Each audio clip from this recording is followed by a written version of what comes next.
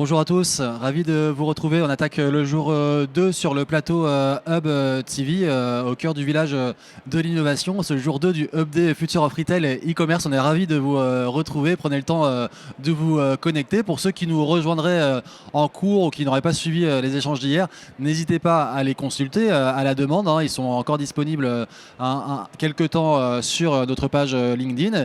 Et pour ceux qui nous connaissent, voilà, re-bienvenue pour attaquer ce jour 2 qui va être assez dense du côté de la Hub TV avec voilà, des speakers qui nous font le plaisir de nous joindre sur le plateau pour partager avec vous aussi, qui n'auraient peut-être pas la chance d'accéder à la conférence plénière, des insights et des partages de connaissances et des tendances sur le retail et le futur du e-commerce. Alors j'ai le plaisir d'accueillir Christian Lelédier de Front Commerce. Christian, sois le bienvenu. Merci Guilhem, bonjour. Alors on va commencer par une question assez simple, quoique, qui êtes-vous? Alors, je m'appelle donc Christian Lelédier et j'ai le plaisir et l'honneur d'être en charge des partenariats pour la société Front Commerce. Alors, c'est quoi Front Commerce? Alors, Front Commerce, c'est une solution technique au service du business en ligne. Concrètement, on va agir en fait sur la rapidité des sites marchands pour nos clients e-commerçants, ainsi que l'agilité pour ces mêmes sites marchands. Alors, comment vous vous y prenez concrètement ?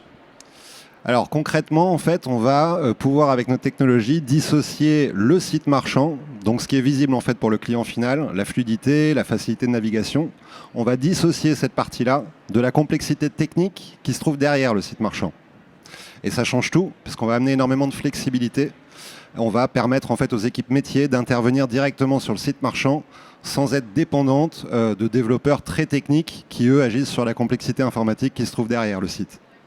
Parfait. Alors du coup, il me semble que vous avez doublé carrément le nombre de clients sur 2021. Alors félicitations. Merci. Qu'est-ce qui a été moteur de ça? Est-ce que c'est l'évolution, l'accélération d'une certaine tendance dans le comportement du parcours d'achat des consommateurs? Alors en fait, c'est une tendance qui a été initiée avant la crise qu'on a connue. Elle s'est accélérée pendant la crise. En termes de comportement d'achat, nous on voit trois phases en fait dans la crise. Il y a une première phase qui a été une phase de panique, de stupéfaction. Je ne sais pas si vous vous souvenez des ruptures de stock sur le papier toilette, par exemple, de Doliprane. Donc ça, c'était la première phase. Ensuite, on a une deuxième phase qui a été une phase plutôt d'adaptation des consommateurs. C'est-à-dire que l'idée, c'était de préserver sa santé. Et pour préserver sa santé, il fallait limiter les interactions humaines. Donc en fait, tous les services qui ont été amenés par les marchands permettant de limiter les interactions humaines, ce sont les services qui ont été plébiscités par les consommateurs. Je pense au click and collect, au drive, la livraison domicile ou encore le paiement sans contact. Voilà, donc ça a été la deuxième phase, une phase d'adaptation. Et puis on a connu aussi une phase d'introspection généralisée. On a beaucoup parlé de quête de sens, on a beaucoup entendu parler de reconversion. Et en fait, cette quête de sens, elle a amené une réflexion chez les consommateurs qui, en sortie de crise, fait que plus de 50% des consommateurs ont revu leurs critères d'achat. Donc c'est pas tant les comportements d'achat, mais vraiment les critères d'achat qui ont changé. Anciennement, les critères d'achat principaux, c'était le prix et la qualité du produit qu'on achète. Aujourd'hui, ça n'est plus le cas. Alors qu'est-ce que vous mettez justement derrière ces critères d'achat? Quels sont-ils ces critères d'achat? Alors pour nous aujourd'hui, en fait, il y a trois critères d'achat qui vont prédominer par rapport à ces critères traditionnels de prix et de qualité. Le premier, on va le regrouper sous la confiance et la réputation de la marque auprès de laquelle on achète. C'est-à-dire qu'aujourd'hui, les marques qui vont réussir sont des marques qui ont un impact social positif. Donc ça peut être lié à l'inclusion, à la diversité, à la protection de la planète par exemple. Donc c'est le premier point, le premier critère, la confiance et la réputation. Le deuxième qu'on identifie, c'est l'information attendue par les consommateurs en ligne. Ces informations, elles sont liées au produit d'une part, mais anciennement, le produit, on souhaitait savoir de quoi il était fabriqué, comment il était fabriqué. Aujourd'hui, on veut savoir qui l'a fabriqué, quelle distance il a parcouru pour arriver chez moi, est-ce qu'éventuellement il va avoir une deuxième vie, est-ce que je vais pouvoir le réparer moi-même. Donc beaucoup d'informations attendues sur le produit lui-même, mais aussi sur la société qui propose ce produit. On rejoint le point de la confiance et de la réputation précédemment mentionné.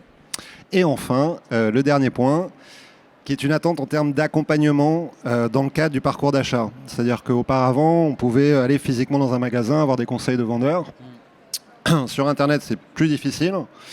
Les chatbots ne sont pas un grand succès lorsqu'il s'agit d'accompagner personnellement le consommateur. Et c'est pour ça qu'on voit apparaître des tendances comme le live shopping, par exemple, où il y a la possibilité directement de poser ma question à l'expert qui présente ce produit. Donc la confiance, la réputation, le niveau d'information attendu et un accompagnement personnel également attendu sur Internet.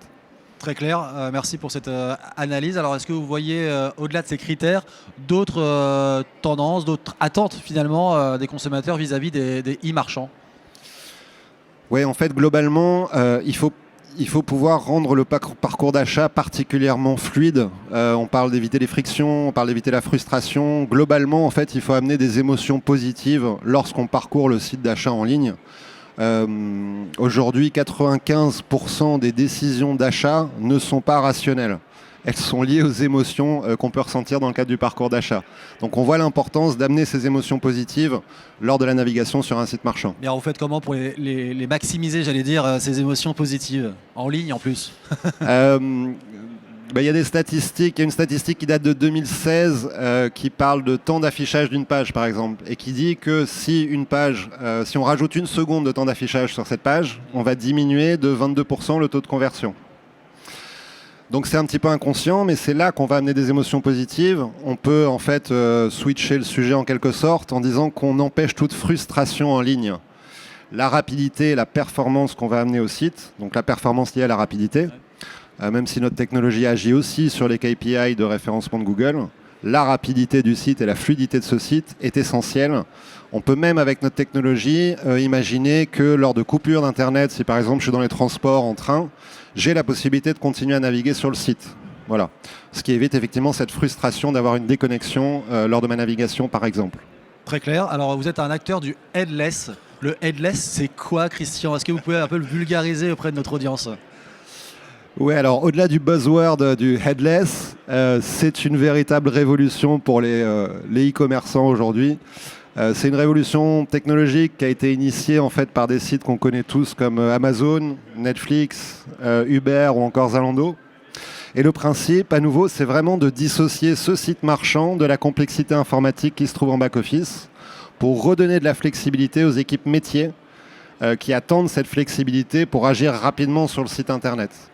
D'accord. Voilà, donc on va avoir un time to market en fait qui va être incomparable. On a des clients par exemple comme Jérôme Dreyfus, qui est un artisan du cuir dans le domaine du luxe. Ils ont eu la possibilité de lancer leur site internet en quelques semaines avec notre solution. Alors, à part le headless, qui est une tendance effectivement très forte, quelles autres tendances vous voyez émerger dans le e-commerce? Alors, nous on en identifie trois principalement. La première, clairement, c'est encore un buzzword, mais c'est le mobile first. En fait, sur l'usage du smartphone, deux statistiques intéressantes. En 2020, on avait 64% du trafic mondial qui était sur mobile. En 2025, les analyses s'accordent pour dire qu'on aura 73% des achats qui seront effectués sur mobile. Donc le mobile n'est plus un nice to have, mais clairement un must have aujourd'hui. Ensuite, la deuxième tendance qu'on peut identifier, c'est qu'on est dans une période où l'avenir est en train de se dessiner. C'est-à-dire qu'à la fois dans nos relations personnelles, nos interactions humaines, est-ce qu'on se fait la bise, est-ce qu'on se serre la main, enfin tout ça est en train de se définir. Même dans notre vie quotidienne au niveau civique, on voit des QR codes apparaître sur les cartes électorales. Par exemple, dans le monde du travail, le télétravail, on entend parler de la semaine des 4 jours en ce moment. Donc voilà, tout ça est en train de se dessiner et donc il est nécessaire pour que les e-commerçants puissent tester et pour s'adapter et définir l'avenir en fait du retail, du e-commerce en France. Donc ce qui est important, c'est de pouvoir tester et innover rapidement sur son site en ligne. Tester, innover, ça nous va bien au web en plus. Ça, vous avez dressé du coup un panorama assez intéressant des tendances au sortir de la crise. Comment les entreprises vont-elles, d'après vous, Christian, s'adapter, sortir de cette crise? Alors en fait, aujourd'hui, il y a beaucoup d'entreprises qui sont en fait en décalage, qui ont beaucoup de lourdeur dans le cadre de leur site internet, beaucoup de rigidité.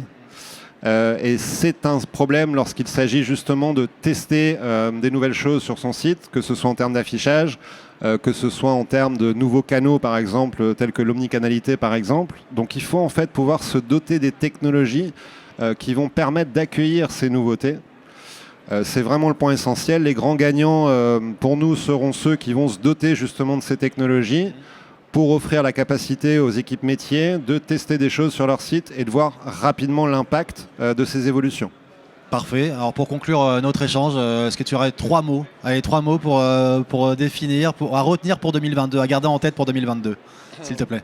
Je crois que les 3 principaux mots à retenir, c'est la capacité de tester.